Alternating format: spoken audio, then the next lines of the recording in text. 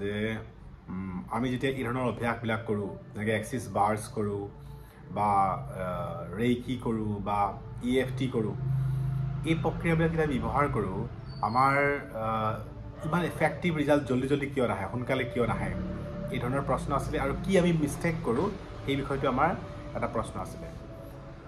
বহু সময়ত যেতিয়া আপুনি এই ধৰণৰ অভ্যাসবিলাক কৰে, নিশ্চয় আপুনি কিবা আশা কামনা বা আপুনি কিবা এটা বিচাৰি পেলাই আপুনি অভ্যাস কৰে।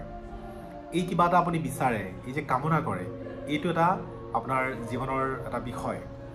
কিন্তু বহু সময়ত আমি কনফিউজ থাকোঁ, একজেক্টলি আমি নিজক নাজানো যে আমি কি বিচাৰোঁ। আমি কনফিউজনটো দূৰ কৰিব লাগে, মই আচলতে মোৰ জীৱনত কি বিষয় বিচাৰোঁ।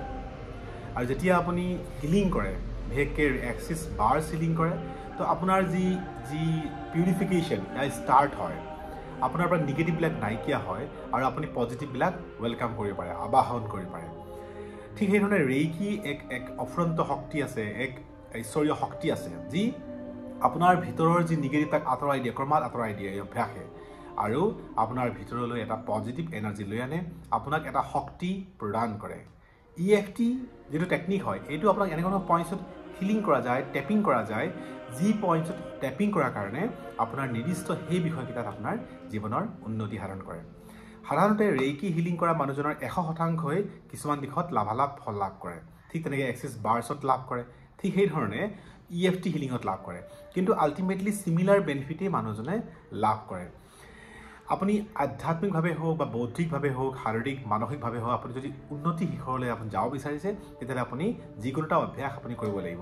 যিকোনো অভ্যাসেই আপোনাৰ কাৰণে সমানে কাৰ্যকৰী হয়।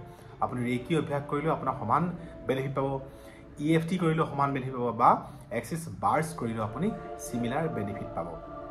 এতিয়া আমি শাৰীৰিক, মানসিক, বৌদ্ধিক আৰু আধ্যাত্মিক উন্নতি হোৱাৰ লগতে আমাৰ জীৱনৰ যিবিলাক বিষয়, আমি জীৱনৰ বিভিন্ন বিষয়বিলাক কামনা কৰোঁ, যেনেকৈ আমি ধন সম্পত্তি কামনা কৰোঁ, মান সন্মান কামনা কৰোঁ, প্ৰেম, আমাৰ আৱেগবিলাক আমি সদায় অগ্ৰাধিকাৰ দিওঁ, আমাৰ যিবিলাক জ্ঞান বুদ্ধি, এই বিষয়বিলাক আমি গুৰুত্ব দিওঁ, আমি আমাৰ ঘৰখন সুন্দৰ হোৱাটো আমি কামনা কৰোঁ। ঠিক সেইধৰণে আমাৰ যি ভৱিষ্যত প্ৰজন্ম বা শিশুসকলৰ উন্নতিৰ কাৰণে কামনা কৰোঁ। ঠিক একেধৰণে আমাৰ সমাজখনত আমি ভাল হোৱাটো কামনা কৰোঁ, আৰু গুৰুৰ কৃপা আমি সদায় আমি কামনা কৰোঁ। এই কামনাবিলাক আপোনাৰ জীৱনৰ এটা অবিচ্ছেদ্য অংগ, কিন্তু আপুনি স্পষ্ট হোৱা দৰকাৰ যে আপোনাক এইখিনি সময়ত কি অতিকে গুৰুত্বপূৰ্ণ আছে। যেতিয়া আপুনি মেনিফেষ্টেশ্যন কৰে, আপুনি মাল্টিপল বিষয়ত মেনিফেষ্টেশ্যন কৰাটো উচিত নহয়। আপুনি ছিংগল বিষয়ত মেনিফেষ্টেশ্যন কৰক, আপোনাৰ জীৱনৰ লাগতিয়াল এটা বিষয়ৰ ওপৰত আপুনি মেনিফেষ্টেশ্যন কৰক, তাক গুৰুত্ব দিয়ক। মাল্টিপল বিষয়ত গুৰুত্ব দিয়াতকৈ আপুনি এনালাইজ কৰক, আপুনি বুজিবলৈ চেষ্টা কৰক যে আপোনাৰ জীৱনৰ বৰ্তমান সময়ত প্ৰয়োজনীয় আটাইতকৈ ইম্পৰ্টেণ্ট বিষয়টো কি, আৰু সেই বিষয়টোৰ ওপৰত মেনিফেষ্টেশ্যন কৰক, সেই বিষয়টোৰ ওপৰত আপুনি সাধনা কৰক, সেই বিষয়টোৰ ওপৰত আপোনাৰ ইচ্ছা আকাংক্ষাক বিশ্ব ব্ৰহ্মাণ্ডীয় শক্তিক আপুনি জনাওক, ধন্যবাদ জ্ঞাপন কৰক, নিশ্চিত ৰূপত আপুনি ফল লাভ কৰিব। সেইকাৰণে আমি আমাৰ যি মনৰ যি বিশৃংখলতা, মধুৰ নিগেটিভনেছ, তাক আঁতৰাই পেলাই পজিটিভ দিশত নিবৰ কাৰণে ৰেইকি বা এক্সিছ বাৰ্ছ আপুনি বা EFT প্ৰেক্টিছ কৰাটো আপোনাৰ কাৰণে অতি গুৰুত্বপূৰ্ণ। আমি অনলাইনত বিভিন্ন সময়ত ৰেইকি ৱৰ্কশ্বপবিলাক অৰ্গেনাইজ কৰোঁ। আপোনালোকে অনলাইনত ৰেইকি শিকিও ৰেইকি মাষ্টাৰ হ'ব পাৰে। ৰেইকিৰ জৰিয়তে নিজৰ জীৱন লগতে অন্য 10জনৰ জীৱন আপুনি চেঞ্জ কৰি দিব পাৰে। আপুনি ৰেইকিত কোনো টাচ কৰাৰ দৰকাৰ নাথাকে, কোনো এজন মানুহক স্পৰ্শ কৰাৰ দৰকাৰ নাথাকে, কিন্তু এক্সিছ বাৰ্ছত আপুনি টাচ কৰাৰ দৰকাৰ আছে, কিন্তু বেনিফিট চিমিলাৰ আহিব। ৰেইকিৰ যি অফুৰন্ত শক্তি, বিশ্ব ব্ৰহ্মাণ্ডীয় যি অফুৰন্ত শক্তি, আপোনাৰ ভিতৰত লুকাই থকা যি অফুৰন্ত শক্তি, তাক আপুনি এই প্ৰক্ৰিয়াৰ জৰিয়তে বুজি উঠিব। অতি সহজতে শিকিব পৰা যায়, লং টাইম নালাগে, শ্বৰ্ট টাইমত আপুনি শিকিব পাৰে। আপুনি ৰেইকি মাষ্টাৰ হৈ নিজৰ লগতে অন্য 10জনৰ জীৱন আপুনি পৰিৱৰ্তন কৰিব পাৰে। আপোনালোকে আমাৰ ইনাৰ ট্ৰান্সফৰ্মেশ্যন থেৰাপি ৱৰ্কশ্বপটো জইন কৰিব পাৰে, আৰু আপুনি সুন্দৰতম দিশত আপোনাৰ জীৱনটোক গতি কৰাব পাৰে।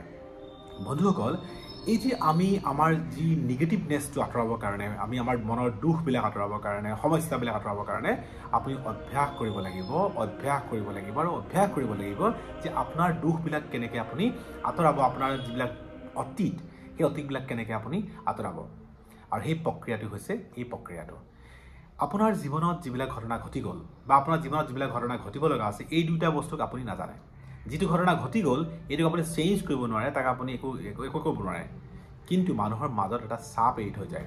এই চাপটো শুদ্ধ দিশত যদি আপোনাৰ নিবলৈ হয়, বা আপোনাৰ ইমেজটো, আপোনাৰ প্ৰতিচ্ছবিটো মানুহৰ মাজত যদি আপুনি এটা শুদ্ধ ধৰণে প্ৰতিষ্ঠা কৰিবলৈ হয়, তেতিয়াহ'লে নিশ্চয় আপুনি পুৰণা অতীতটো পাহৰিব লাগিব, নতুনকৈ নিজক আৱিষ্কাৰ কৰিব লাগিব, আৰু নতুন দিশত গতি কৰিব লাগিব, শুদ্ধ দিশত গতি কৰিব লাগিব আপোনাৰ জীৱনত দৰকাৰী বিষয়বিলাক যেনেকৈ দৰকাৰী হয় ব্যৱসায় পইচা পাতি দৰকাৰী হয় ঠিক সেই ধৰণে আপোনাৰ যি ভিতৰৰ যি পিউৰিফিকেশ্যন আপোনাৰ ভিতৰৰ যি মানুহজন আপুনি নিজক নিজে হেৰাই দিয়াটো কেতিয়াও উচিত নহয় নিজক নিজে আৱিষ্কাৰ কৰিব লাগিব নিজক আপুনি শুদ্ধ দিশত লৈ যাব লাগিব আৰু সেইকাৰণে আপোনাক ৰেইকি এক্সেছ বাৰ্ছ EFT ইত্যাদি বিষয়বিলাক দৰকাৰী হয় আপোনালোকে যদি ভাবে যে এই বিষয়কেইটাত মই মাষ্টাৰ কৰোঁ এই বিষয়কেইটাত মই এক্সপাৰ্ট হওঁ আৰু নিজৰ লগতে হাজাৰজনৰ জীৱন চেঞ্জ কৰি দিওঁ তেতিয়া নিশ্চয় আপুনি আমাৰ এই ৱৰ্কশ্বপত বা আমাৰ এই প্ৰগ্ৰামটোত জড়িত হ'ব আৰু এক মিৰিকল আপুনি অনুভৱ কৰিব এক আপুনি সুখানুভূতি অনুভৱ কৰিব এখন নতুন পৃথিৱীত আপুনি প্ৰৱেশ কৰিব আৰু নিশ্চয় জীৱনটোক আপুনি কামনা কৰাৰ নিচিনাই জীৱনটোক আপুনি আশা কৰাৰ নিচিনাই গতি দিব পাৰিব আমাৰ ডিছক্ৰিপশ্যনত ফোন নম্বৰ দিয়া আছে যোগাযোগ নম্বৰ দিয়া আছে আপোনালোকে জড়িত হ'ব আৰু আপোনালোকে এটা সুন্দৰ ৰিভলিউশ্যনত আপোনালোকে আগভাগ ল'ব